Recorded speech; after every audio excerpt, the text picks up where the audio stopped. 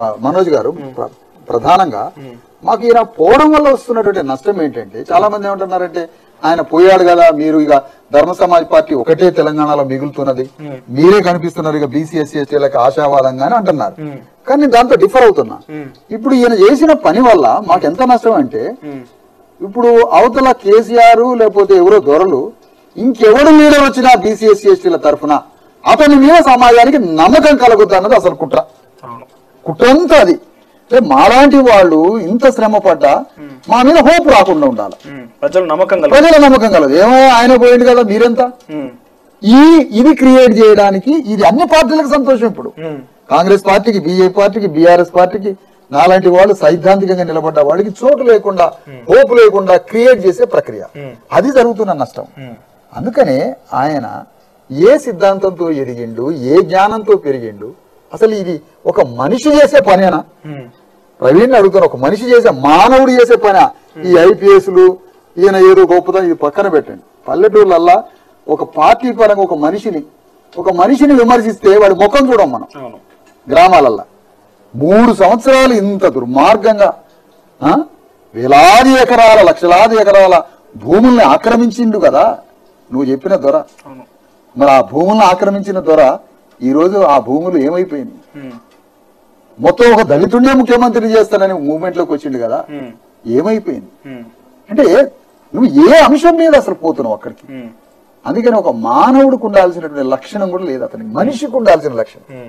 అందుకనే ఆర్ఎస్ ప్రవీణ్ మనిషిగా ఉండే అర్హత కూడా కోల్పోయాడు. విశాఖ గారు ఇక్కడ చెప్పండి చాలా క్లియర్ గా, బీఎస్పీ అనేది మొదట పొత్తు అని చెప్పి బీఆర్ఎస్ తో నిర్ధారించుకుంది. ఇద్దరు కలిసి మీడియా సమావేశం ఏర్పాటు చేశారు. అప్పుడు రాజ్యాంగం కాపాడడం కోసం మాత్రమే నేను బీఆర్ఎస్ పార్టీతో పొత్తు పెట్టుకుంటా అని చెప్పడం జరిగింది. మరుసటి 2 రోజుల్లోనే మాయావతి గారు ఏ పార్టీతో పొత్తు లేదని చెప్పి జాతీయంగా ప్రకటించడం కావచ్చు. ఆ తర్వాత ఇప్పుడు లేటెస్ట్ గా ఆర్ఎస్ ప్రవీణ్ కుమార్ చెప్తున్న మాట ఏంటంటే బీజేపీ ఒత్తిడి వల్లే రోజు బీఎస్పీ పార్టీ నన్ను ఒత్తిడి తీసుకొచ్చి బీఆర్ఎస్ తో పొత్తుని వదిలి వెళ్ళాలని చెప్పడం జరుగుతుంది. కానీ నేను ఒక మిత్రదోనం చేసేవాడిని కాదు, పొత్తును కొనసాగిస్తాను లేదా నేను రాజీనామా చేస్తాను చేయడం జరిగింది. సో ఇక్కడ ఏం జరుగుతుంది? అధిష్టానానికి నిర్ణయం కాకుండానే ఆర్ఎస్ ప్రవీణ్ కుమార్ నీ బాస్ మాయావతి, సరే మాయావతి గారి తప్పు ఒప్పులు అవి పక్కన పెట్టండి, అది రాజకీయ విషయాలు అవి మాట్లాడుతున్న తర్వాత. మాయావతి గారు నీ బాస్ చెప్పినట్టు వింటావా, కేసీఆర్ చెప్పినట్టు వింటావా? పొత్తుకు పోండి అంటే పొత్తుకు పోవాల్సిందే, పొత్తు వద్దు అంటే వద్దు అంతే. నీ మాయావతి నీ బాస్, ఆమెను నేను నియమించింది. నేను మాట్లాడితే నేను కేసీఆర్ కి మాట ఇచ్చిన కాబట్టి నేను కేసీఆర్ తో ఉంటా. మరి నువ్వు మాయావతి గారికి మాట ఇయ్యలే? ఈ రాష్ట్రంలో నిన్ను నమ్మి ముఖ్యమంత్రి అభ్యర్థిగా ప్రకటించలే? ఇన్ని ప్రకటించి నిన్ను నమ్మి ఇంత చేస్తే నువ్వు మాయావతి గారి మాట వింటావా, కేసీఆర్ మాట వింటావా? ఒకటే సింపుల్ లాజిక్.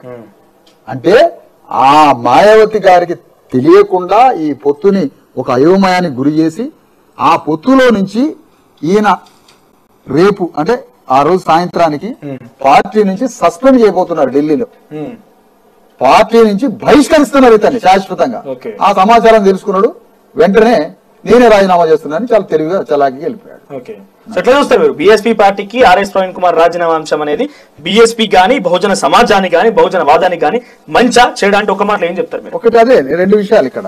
ఒకటి అయోమయానికి గురి చేసినటువంటి వ్యక్తి మొత్తం బహుజన సమాజాన్ని అయోమయానికి గురి చేసి వాళ్ళందరికీ ఒక ఆశావాదాన్ని చూపించి, బహుజన సమాజానికి ఒక ఆశావాదాన్ని చూపించి అయోమయానికి గురి చేసి ఈ రోజు వేరే పార్టీలోకి వెళ్ళిపోయినప్పుడు మాలాంటి ఉద్యమకారులకి సమాజంలో చాలా నష్టం.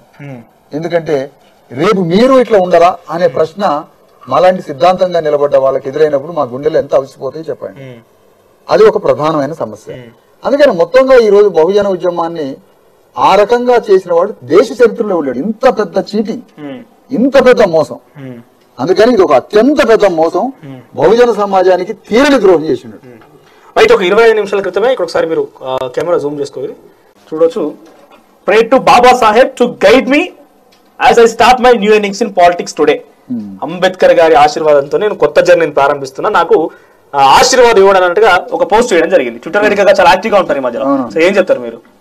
అదే ఈ ప్రవీణ్ చేసేటువంటిది, ఇప్పుడు మన శ్వాస పీలుస్తాం కదా, మనం పీల్చే శ్వాస మన గుండె ఎన్నిసార్లు కొట్టుకుంటది రోజు, అంత నటిస్తాడు ఇతను. ఆస్కార్ అవార్డు ఇవ్వచ్చు దానికి. ఆర్ఎస్ ప్రవీణ్ కుమార్ కి ఆస్కార్ అవార్డు ఇవ్వచ్చు. రోజు ప్రజల్ని మధ్య పెట్టడమే. అంటే అంబేద్కర్ సిద్ధాంతం ఏంటి, నువ్వు దొరల పార్టీలోకి ఎట్లా పోతావు? అంటే అంబేద్కర్ సిద్ధాంతం దొరల పార్టీలోకి పొమ్మంటుందా? అంటే నీకు సిద్ధాంతం తెలుసా? అంబేద్కర్ సిద్ధాంతం ఒక అగ్రకుల పార్టీలోకి పొమ్మని చెప్పి గుర్తు చేశారు అనుకోండి, గతంలో ఇదే అంబేద్కర్ విగ్రహావిష్కరణ ట్యాంక్ బండ్ మీద జరిగినప్పుడు ఇదే ఆర్ఎస్ ప్రవీణ్ కుమార్ విగ్రహాలు పెడితే ఆశయాల సాధన కాదు, ఆశయాల ముందుకు తీసుకుపోవాలని చెప్పి మాట్లాడడం జరిగింది. ఈ రోజు అదే ఆశయాల సాధన కోసం బీఆర్ఎస్ పార్టీకి గైడ్ చేసి సూచనలు డిమాండ్ చేసి అదే పార్టీలో వెళ్ళడం ఎట్లా చూస్తారు? ఇక్కడ చాలా మెన్షన్ చేయాల్సింది రాజ్యాంగాన్ని కాపాడడం కోసం వెళ్తున్నానంటే మీరు ఎట్లా నిర్దేశిస్తారు? రాజ్యాంగానికి వివరించిన బీఆర్ఎస్ పార్టీతో భారత రాజ్యాంగాన్ని కేసీఆర్ ఒక గొడ్డలి, మోదీ ఒక గొడ్డలి, ప్రవీణ్ ఒక గొడ్డలి, ముగ్గురు 3 గొడ్డలు తీసుకొని రాజ్యాంగాన్ని నరకడం